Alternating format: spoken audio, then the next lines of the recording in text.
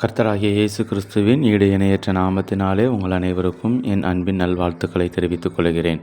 நம்முடைய பிதாவாகிய தேவனாலும் கர்த்தராகிய இயேசு கிறிஸ்துவினாலும் உங்களுக்கு கிருபையும் சமாதானமும் உண்டாவதாக. என்னாகமங்களின் புஸ்தகம் 24ஆம் அதிகாரம் 1ஆம் வசனத்தை நாம் பார்க்கும் பொழுது, இஸ்ரவேலை ஆசீர்வதிப்பதே கர்த்தருக்கு பிரியம் என்று சொல்லி பார்க்கிறோம்.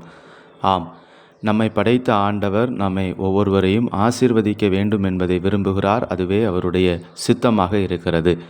ஆகவே தான் வேதாகமத்தில் அநேக வாக்குத்தத்தங்களை நமக்காக தேவன் எழுதி வைத்துள்ளார்.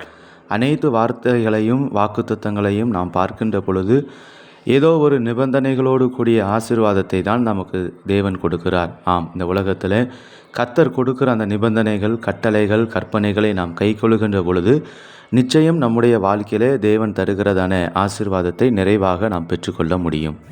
சங்கீதங்களின் புஸ்தகம் 5ஆம் சங்கீதம் 12ஆம் வசனத்திலே சங்கீதக்காரராகிய தாவீது இவ்விதமாக குறிப்பிடுகிறார்: கர்த்தாவே, நீர் நீதிமானை ஆசீர்வதித்து காருண்யம் எனும் கேடகத்தினால் அவனை சூழ்ந்து கொள்ளுவீர் என்று.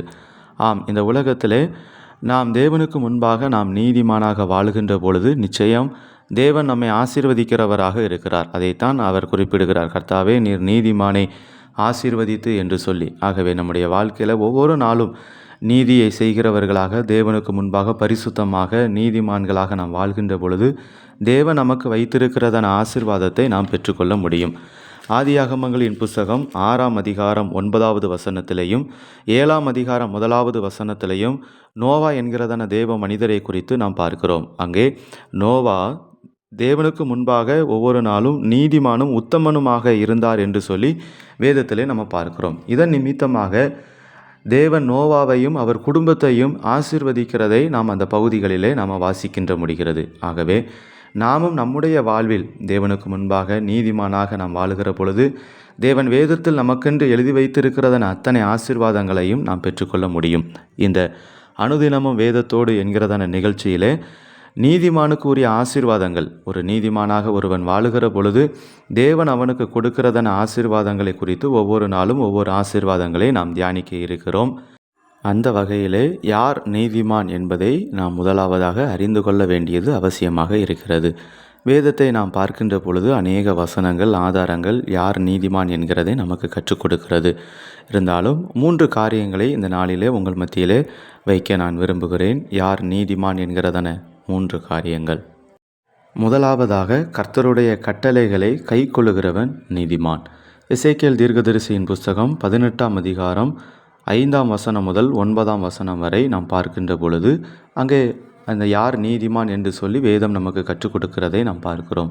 விசேஷமாக 9வது வசனத்தில் நாம் பார்க்கின்ற பொழுது, என் கட்டளைகளின்படி நடந்து என் நியாயங்களை கை கொண்டு உண்மையாய் இருப்பானாகில் அவனே நீதிமான், அவன் பிழைக்கவே பிழைப்பான் என்று கர்த்தராகிய ஆண்டவர் சொல்லுகிறார் என்று சொல்லி நாம் வாசிக்கிறோம். நம்முடைய வாழ்விலும் கூட கர்த்தர் நமக்கு அநேக கட்டளைகள், கற்பனைகள், நியாயங்களை ஆண்டவர் வேத வசனத்தின் மூலமாக எழுதி தந்துள்ளார். நாம் ஒவ்வொரு நாளும் அந்த கற்பனைகளை நாம் கை கொள்ளுகின்ற பொழுது, கர்த்தர் நமக்கு கற்றுக் கொடுக்கிறதான இந்த வார்த்தைகளின்படி நாம் நடக்கின்ற பொழுது நாம் தேவனுக்கு முன்பாக நீதிமானாக இருக்கிறோம் என்று சொல்லி வேதத்தின் வாயிலாக நாம் அறிந்து கொள்ளுகிறோம். கர்த்தருடைய வழியில் நடக்கிறவன் நீதிமான். ஓசியா தீர்க்கதரிசன புஸ்தகம் 14ஆம் அதிகாரம் 9ஆம் வசனத்தின் பின்பகுதியிலே விதமாக பார்க்கிறோம்: கர்த்தருடைய வழிகள் செம்மையானவைகள், நீதிமான்கள் அவைகளில் நடப்பார்கள் என்று சொல்லி. இந்த உலகிலே நமக்கு முன்பாக அநேக வழிகள் உண்டு.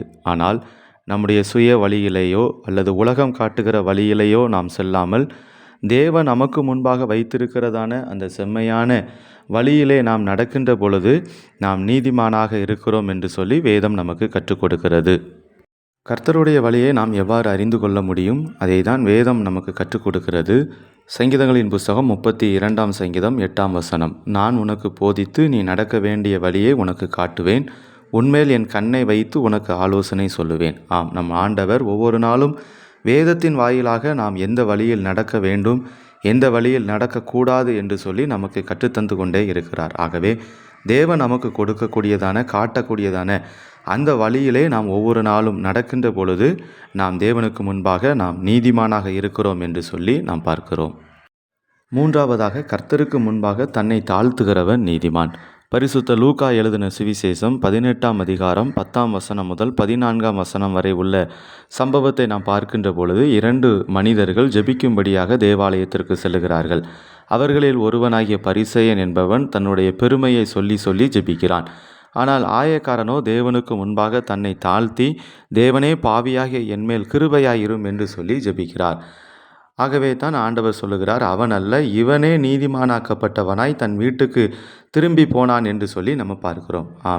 தேவனுக்கு முன்பாக எந்த ஒரு மனிதன் தன்னை தாழ்த்தி ஜெபம் பண்ணுகிறார்களோ அவர்களை தேவன் நீதிமானாக பார்க்கிறார். ஆகவே தான் இந்த ஆயக்காரனை குறித்து ஆண்டவருடைய வேத வசனம் சொல்லுகிறது, இவனே நீதிமானாக்கப்பட்டவனாய் தன் வீட்டுக்கு திரும்பி போனான் என்று சொல்லி. ஆகவே நாமும் ஒவ்வொரு நாளும் தேவனுக்கு முன்பாக நம்மை தாழ்த்துகிற பொழுது, ஜெபத்திலே, நம்முடைய நடவடிக்கைகளிலே, கிரியைகளிலே தேவனுக்கு முன்பாக நம்மை தாழ்த்துகிற பொழுது நாம் நீதிமானாக மாறுகிறோம். யார் நீதிமான்? கர்த்தருடைய கட்டளைகளை கைக்கொள்கிறவன் நீதிமான். கர்த்தருடைய வழியில் நடக்கிறவன் நீதிமான். கர்த்தருக்கு முன்பாக தன்னை தாழ்த்துகிறவன் நீதிமான். ஆகவே நாமும் தேவனுக்கு முன்பாக ஒவ்வொரு நாளும் நீதிமானாக இருக்கின்ற பொழுது நீதிமானுக்குரிய ஆசீர்வாதங்களை நாம் சுதந்தரித்து கொள்ள முடியும். தொடர்ந்து வரக்கூடிய நாட்களிலே நீதிமானுக்கு கர்த்தர் என்னென்ன ஆசீர்வாதங்களை தருகிறார் என்று சொல்லி ஒவ்வொரு நாளும் ஒவ்வொரு ஆசீர்வாதங்களை குறித்து நாம் தியானிக்க இருக்கிறோம். ஆகவே இந்த நிகழ்ச்சியோடு இணைந்திருங்கள். கர்த்தர் தாமே உங்களை ஆசீர்வதிப்பாராக. ஆமென்.